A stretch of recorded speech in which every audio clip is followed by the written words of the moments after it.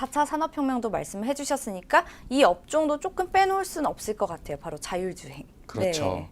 예, 궁금하네요. 자율주행 같은 경우에는 제가 제일 이 4차 산업혁명 중에서도 유망하다고 보는 그리고 가장 도입 시기가 빠를 수 있는 네네. 예, 그런 기술이에요. 이제 4차 산업혁명이라고 하면 사실 뭐 가장 크게 우리가 생각을 하는 게 AI, 그쵸. 빅데이터, 네. 그리고 사물 인터넷 뭐 요 정도 볼 수 있을 텐데요. 네. 사실 이 자율주행이라는 것은 요 모든 기술들이 유기적으로 결합되어서 뭐 실질적으로 뭐 이제 현실화되는 그쵸. 그런 기술이라고 볼 수 있거든요. 네. 뭐 자율주행 같은 경우에는 뭐 파급 효과가 굉장히 높을 것 같아요. 왜냐하면 에너지 절약과 동시에 경제의 효율성을 크게 증대시킬 수 있는 예, 그런 사업이거든요. 그 이유가 뭐냐면 예를 들면 굳이 많은 사람들이 네. 자동차를 보유할 필요가 없어져요.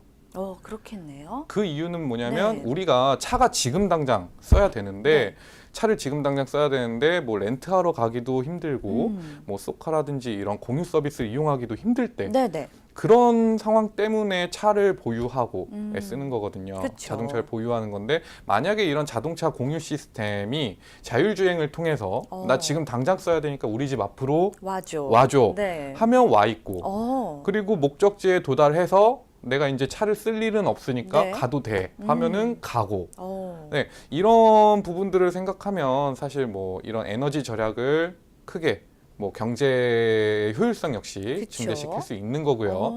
교통 상황 개선을 통해서 뭐 이런 부분에서도 에너지 절약과 연 보험료 자체가 낮아지겠죠. 자동차 맞아요. 보험료가. 네네. 네, 이런 부분 때문에 굉장히 이런 경제적 효율성이 나타날 것이다라고 네. 보는 거고요. 일본 같은 경우에는 이미 2015년도에 뭐 2020년에 우리가 무인 자동차를 도입하겠다라고 선언을 했어요. 네네. 왜냐하면 이제 2020년에는 일본에 이제 올림픽이 열리죠. 그렇죠.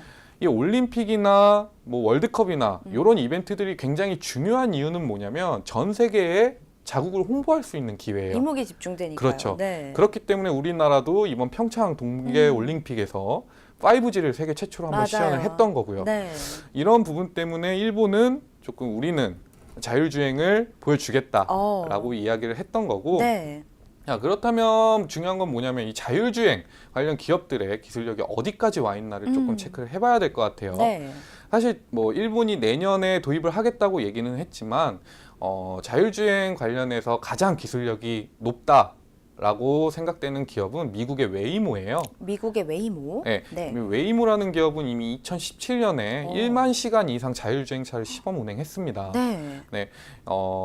이게 이제 뭐 이런 시범 주행했던 데이터나 그리고 기술력 자체가 인정을 받아서 네. 최근에는 이제 미국 디트로이트에 자율주행 레벨 4의 자율주행 자동차 양산 공장을 설립한다고 밝혔거든요. 네네네. 예, 자율주행 레벨이라는 게 0부터 5까지가 있어요. 0부터 5까지요. 예, 네. 0부터 5까지가 있는데 이제 레벨 4에서 5까지는 완전히 운전자의 개입 없이 네. 자동차가 혼자서 주행할 수 있는 능력을 뜻하는 거예요. 이미 근데 이 회사는 레벨 4를 그쵸. 비행을 했다. 예, 레벨 4 인증을 했고요. 네. 4랑 5가 다른 점은 뭐냐면 이제 핸들이 있느냐 없느냐.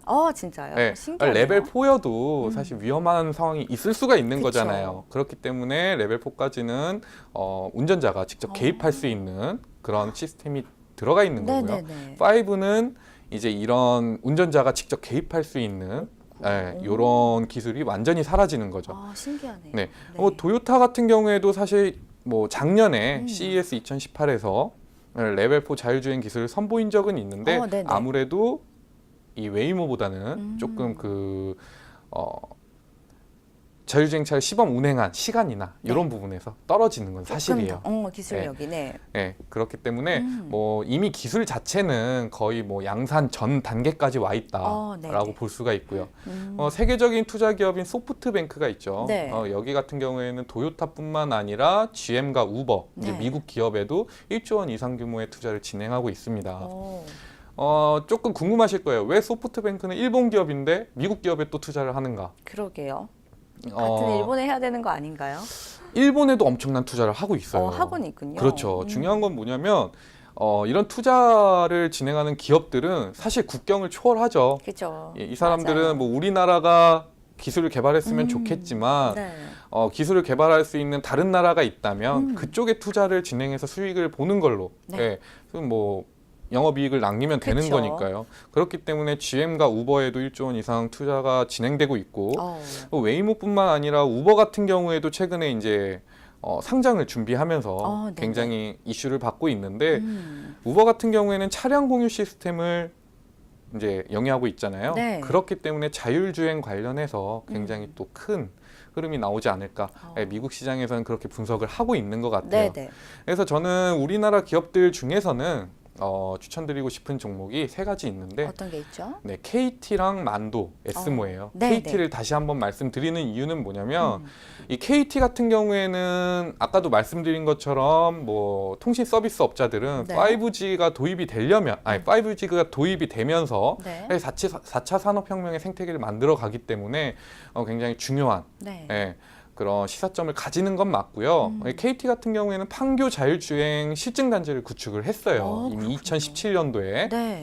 그리고 2018년도에는 자율주행 버스를 직접적으로 운행을 했었고요. 네, 그렇기 때문에 이 KT 같은 경우에 굉장히 조금 이 자율주행 관련 기술도 높고 이 SKT나 LG U+도 뒤늦게 좀 자율주행 기술을 도입하기 위한 네. 그런 흐름을 보이고는 있으나 KT가 좀 더 빠르지 않나.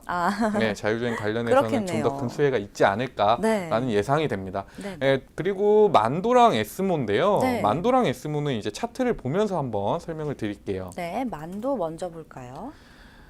만도 같은 경우에는 일단 차트 흐름 자체가 굉장히 좀 고점 형성 이후에 이때 2017년 12월이죠. 이후에 굉장히 많이 빠졌어요. 네. 이제 자동차 부품 관련 기업인데 이 만도가 이렇게 하락하게 된 원인 중에 하나는 아무래도 현대차와 기아차의 글로벌 점유율의 하락 이런 부분에 영업이익이 타격을 입을 것이다 이런 측면 때문이죠. 네.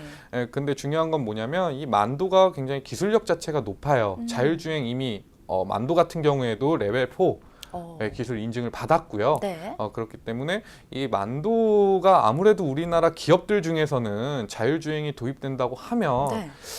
가장 먼저 이슈를 받지 않을까라는 예상을 하고 있습니다. 네. 지금 주가 자체가요. 일단은 뭐 꾸준히 뭐 하락해 왔는데도 불구하고 저점은 일단 뭐 28,000원 선에서 형성을 하고 있고요. 네네. 박스권을 만들었어요. 28,000원에서 33,500원. 네. 이렇게 박스권을 만들어가는 기업들은 지난번에도 한번 말씀드린 것 같은데 매매하기가 굉장히 편하잖아요. 그렇죠. 28,000원 이 부분 오면 매수를 하고 그쵸. 뭐 33,500원까지 가면 이때는 매도를 하고 네. 이런 식으로 진행을 하다가 흐름 자체가 조금 자율주행 관련한 이슈가 크게 나오고 있고 자동차 업황 자체가 개선되는 모습이 나오는 것 같다라고 하면 그때는 사실 33,500원 도달해도 조금 더 지켜봐도 되는 거고요. 맞아요. 네, 그렇기 때문에 이 만도는 지금은 박스권 하단이라서 조금 매수하기 좋다라는 의견을 드리고요. 네. 그 다음이 에스모예요. 에스모도 볼게요. 이제 에스모 같은 경우에는 이 에스모라는 기업 자체가 사실 자율주행 관련해서 뭔가 기술력을 갖고 있는 회사는 아니고요. 네. 자회사가 자율주행 기술을 갖고 있어요. 레벨 4까지는 아닌데 이제 레벨 4 거의 전까지 와 있다는 기술 네. 뭐 인정을 받고 있고요. 얼마 전에 이제 국회에서 이제 자율주행 시범을 보였는데 성공적으로 이 시범을 마쳤습니다. 네. 그렇기 때문에 이 에스모도 자율주행 관련해서 굉장히 한번 조금 주목을 받을 가능성이 높다라고 말씀을 드릴 수 있을 것 같아요. 네. 다만 뭐냐면 에스모 같은 경우에 지금 시가총액이 5천억이에요. 이 5천억인데 반해서 과거만큼 매출이나 영업이익이 잘 나오고 있는 회사는 아니에요.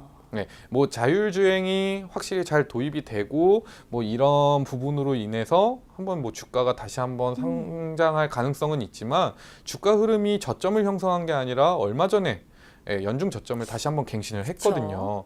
이거는 뭐 사실 저는 조금 더 빠지지 않을까라는 예상을 해요. 지금은. 네, 지금은. 그렇기 때문에 일단 새롭게 진입하고자 하시는 분들은 사실 조금 더 그냥 관심 종목에 넣어 두시고 흐름을 지켜보시는 게 좋고요. 네.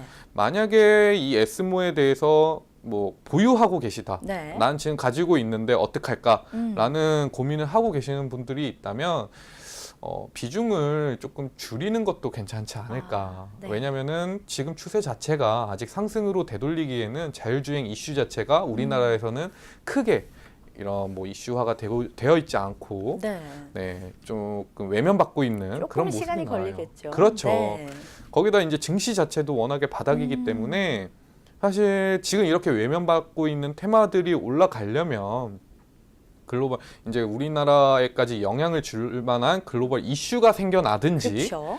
아니면 뭐 우리나라 내에서 뭐 엑스포라든지 아니면 뭐 이런 자율주행 관련해서 뉴스가 한 번 더 뭐 문재인 대통령이 자율주행 차량을 탑승했다. 맞아요. 뭐 그런 이런 뉴스 이슈가 나와야 돼. 나온다든지 네네. 뭐 이게 아니면 지금 시점에서는 이 추세 자체를 되돌리기는 어려워요. 네. 그렇기 때문에 에스모 같은 경우에는 자율주행에 엮여 있다고 하더라도 조금 더 지켜보시는 게 좋다라고 네. 말씀을 드릴 수 있을 것 같습니다.